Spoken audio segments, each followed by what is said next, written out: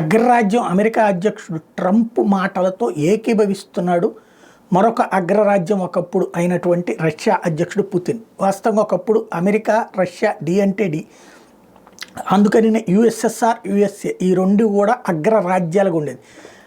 ప్రపంచమంతా ఈ రెండు కూటముల్లో ఏదో ఒక కూటమి వైపు జట్టు కట్టినటువంటి రోజులు. అట్లాంటి దశ నుండి కథ మారతా వచ్చినటువంటి పరిస్థితి. చివరికి ఆఫ్ఘనిస్తాన్ ద్వారా తీవ్రవాదుల్ని పంపించి రష్యాలోకి, చివరికి ఆ తీవ్రవాదాన్ని కంట్రోల్ చేయడం కోసం రష్యా యుద్ధం ప్రారంభించి ఆఫ్ఘనిస్తాన్ మీద యుద్ధం సుదీర్ఘకాలం చేసేటప్పటికి దీని ఆర్థిక మూలాలు దెబ్బతినేసి క్రమంగా యుఎస్ఎస్ఆర్ తన రాష్ట్రాలను కూడా పోషించలేని పరిస్థితుల్లో చివరికి ఉట్టి రష్యాగా మిగిలిపోయి ఆ రాష్ట్రాలన్నింటి దేశాలుగా స్వతంత్రం ప్రకటించుకోమని చెప్పి వాళ్ళకి అప్పచెప్పేసినటువంటి దౌర్భాగ్యకరమైనటువంటి పరిస్థితి. ఇప్పుడు అట్లాంటి రష్యాకి మళ్ళీ పాత యుఎస్ఎస్ఆర్గా తీసుకురావాలన్నటువంటి పుతిన్ కోరికని ట్రంప్ కూడా సమర్థిస్తాడు. ఎందుకంటే రెండు కూటముల వ్యవస్థ ఉండటం తనకి బెటరే అనుకుంటాడు. అందులో చైనాని కంట్రోల్ చేయడం తనకు కావాల్సినటువంటి అంశం.